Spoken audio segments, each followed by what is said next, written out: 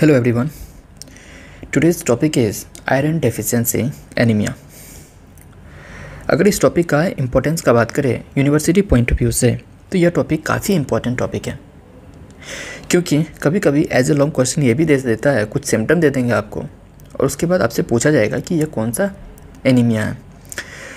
तो अगर अपन बात करें इस टॉपिक में तो नाम से पता चल रहा है आयरन का कमी होगा, आयरन का डेफिशिएंसी होगा। और आयरन का डेफिशिएंसी होने से पहले ये देखते हैं कि आयरन मिलता कहाँ कहाँ है। सपोज दैट अंडे में, मीट में, जो लीफी वेजिटेबल है, जो ड्राइड फ्रूट है, इसमें क्या होता है, आयरन का डेफिशिएंसी सफिशिएंट अमाउंट में मिलता है। सवाल आता है क्या ये अंडे खरीदना, मीट खरीदना सबकी बात है क्या? सारे पीपल्स सेम इकोनॉमिक्स के हैं क्या? नहीं। जो डेवलपिंग कंट्री है ना, उसको इसको एफर्ट करना काफ़ी उससे मुश्किल हो जाता है। इसका मतलब जो भी डेवलपिंग कंट्री है, जैसे इंडिया हो गया, पाकिस्तान हो गया, नेपाल हो गया, भूटान हो गया, यहाँ पे एक मीट खरीदना काफ़ी कॉस्टली है। तो मतलब क्या हो जाएगा, ये जो डेवलपिंग कंट्री है इसमें क्या होता है, मोस्ट कॉमन फॉर्म का जो एनीमिया होता है that is called iron deficiency anaemia. क्या आयरन डेफिशिएंसी एनीमिया? इसके कॉज को अपन 4 पार्ट में डिवाइड किए हैं। एक इंटेक डिक्रीज़ होना, डिमांड इंक्रीज़ होना, लॉस इंक्रीज़ होना, एब्जॉर्प्शन डिक्रीज़ होना। कैसे, अपन देखते हैं एग्जांपल के साथ।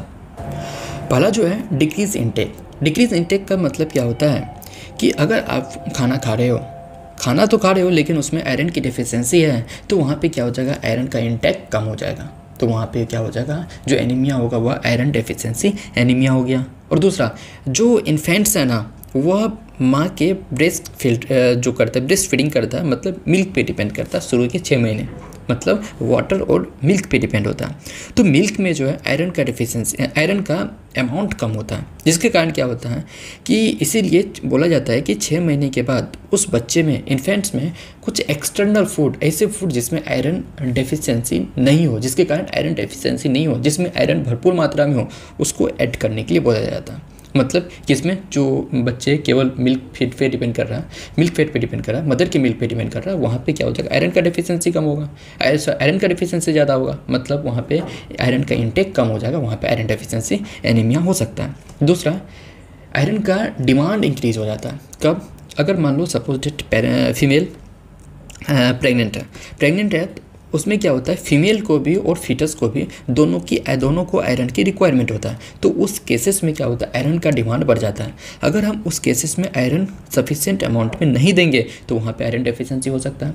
जो दूसरा है लैक्टेशनल मदर, जो मदर मिल्क फीड करती हैं बच्चे को, तो वह उसमें क्या होता है कि आयरन का डिमांड ज़्यादा होता है, आयरन का रिक्वायरमेंट ज़्यादा होता है। अगर उस डिमांड को पूर्ति नहीं करते हैं तो वहाँ पे भी आयरन डेफिशिएंसी एनीमिया हो सकता है। तीसरा है ग्रोइंग चिल्ड्रन में भी क्या होता है, आयरन की रिक्वायरमेंट होता है ग्रोइंग चिल्ड्रन में। तो मतलब क्या हो जाएगा, अगर आयरन का डिमांड हम नहीं दे रहे हैं, अगर आयरन का डिमांड इंक्रीज़ नहीं कर रहे हैं इनमें, तो वहाँ पे क्या हो जाएगा, जो एनीमिया होगा that is called iron deficiency anaemia. और तीसरा है इंक्रीज लॉस क्या होता है, हम जानते हैं आयरन का रिक्वायरमेंट कहाँ होता है, हीमोग्लोबिन के सिंथेसिस में। इसका मतलब क्या हो गया, अगर हीमोग्लोबिन कहाँ प्रेजेंट होता है, ब्लड में। अगर ब्लड का लॉस ज़्यादा होगा, इसका मतलब आयरन का लॉस ज़्यादा हो जाएगा। और मतलब कहने का मतलब ये है, इनडायरेक्टली अगर ब्लड लॉस ज़्यादा हो रहा है तो आयरन डेफिशिएंसी ज़्यादा होगा। जैसे पहला केसेस है एपिस्टैक्सिस में क्या होता है, जो ब्लीडिंग थ्रू नोज जो होता है, इसके थ्रू जो ब्लड निकलती है उसके थ्रू क्या हो जाएगा, आयरन का लॉस भी होगा,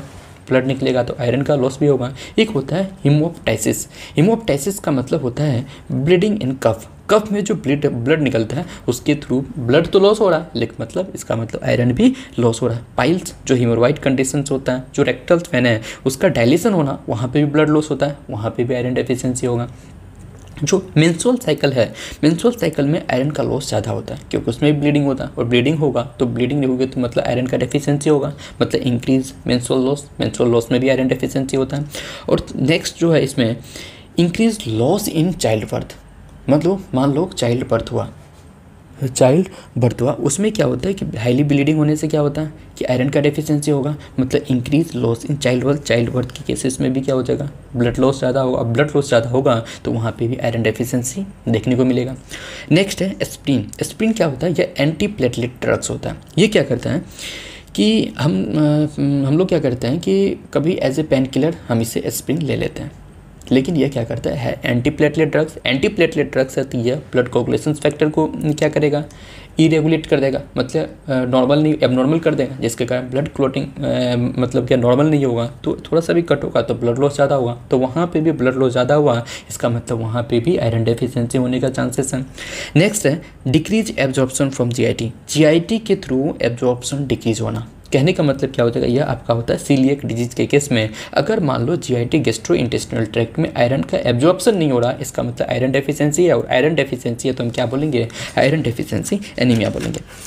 तो सवाल आता है कि यह जो काउज है इसको कैसे देखेंगे, कैसे पता चलेगा कि इस पेशेंट में आयरन का डेफिशिएंसी है, और इस पेशेंट को देखने के लिए, यह क्लेरिफाई करने के लिए उस पेशेंट में आयरन का डेफिशिएंसी है, तो हम क्या बात करेंगे, सिम्टम के बारे में। क्या सिम्टम के बारे में, उस पेशेंट में क्या देखने को मिलेगा, फैटिगनेस, थकान जल्दी हो जाएगा, वीकनेस हो जाएगा, उसका जो स्किन है ना येलो येलो हो जाएगा, थोड़ा सा पीला पीला स्किन हो जाएगा, और डिजीनेस हो जाएगा। डिजीनेस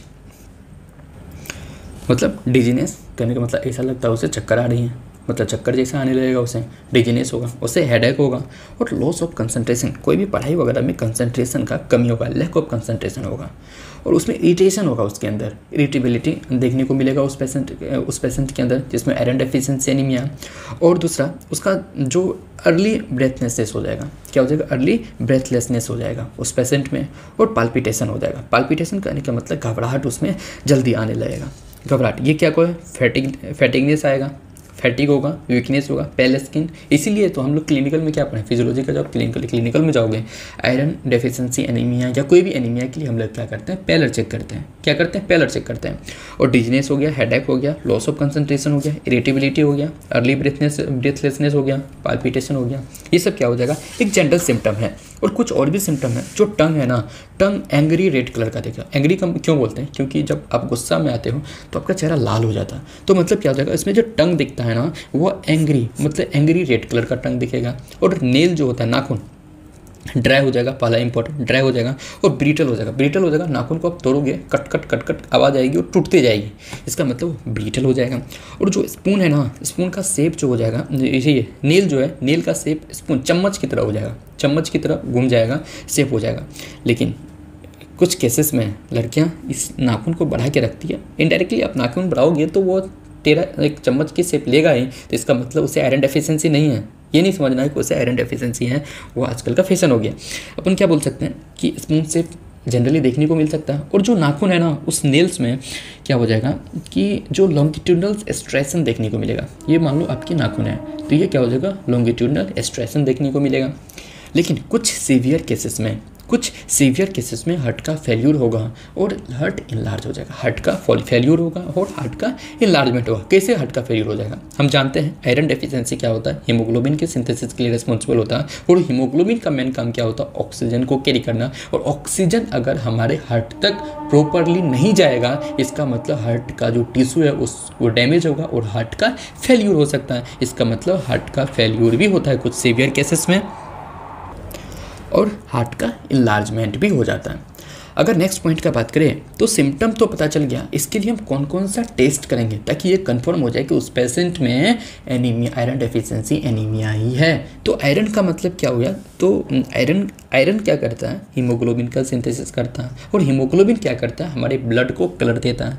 इसका मतलब आयरन कम है, हीमोग्लोबिन कम होगा, हीमोग्लोबिन कम है, इसका मतलब ब्लड का कलर थोड़ा सा कम देखने को मिलेगा। इसका मतलब उस केसेस में किया तो क्लियर हो गया, उसे हाइपोक्रोमिक बोलेंगे। हाइपो का मतलब हो गया डिक्रीज, क्रोमिक का मतलब क्या होता है, कलर डिक्रीज कलर, इसीलिए इस केसेस में क्या बोलेंगे, हाइपोक्रोमिक बोलेंगे। ये तो पता चल गया। और ये माइक्रोसाइटिक होता है, जो सपोज दैट ये नॉर्मल आरबीसी का साइज है तो वह आयरन डेफिशिएंसी एनीमिया में उसका साइज छोटा हो जाएगा, तो मतलब क्या हो जाएगा, छोटा हो गया ना, तो उसे बोलेंगे माइक्रोसाइटिक बोलेंगे। और इसमें नेक्स्ट पैरामीटर चेक करते हैं, इसमें एमसीवी बोले तो मीन कॉर्पस्कुलर वॉल्यूम। ये मीन कॉर्पस्कुलर वॉल्यूम क्या करता है, जो आरबीसी की एवरेज साइज को बताता है, ये भी तुम्हें डिक्रीज देखने को मिलेगा।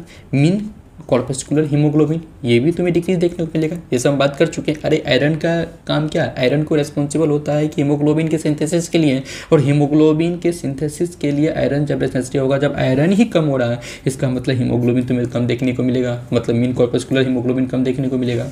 लेकिन एक इंपॉर्टेंट है, जो लाइफ स्पेन है ना आरबीसी का, वो नॉर्मल होता है, कोई इफेक्ट नहीं हुआ उसमें, और डब्ल्यूबीसी प्लेटलेट्स तुम्हारा नॉर्मल रहेगा। और सीरम आयरन है, आयरन डेफिशिएंसी पड़ रहे हैं तो सीरम में आयरन ऑब्वियसली क्या हो जाएगा, कम हो जाएगा। और अगर आयरन कम है तो हीमोग्लोबिन का सिंथेसिस कम होगा, तो मतलब हीमोग्लोबिन का लेवल भी कम हो जाएगा।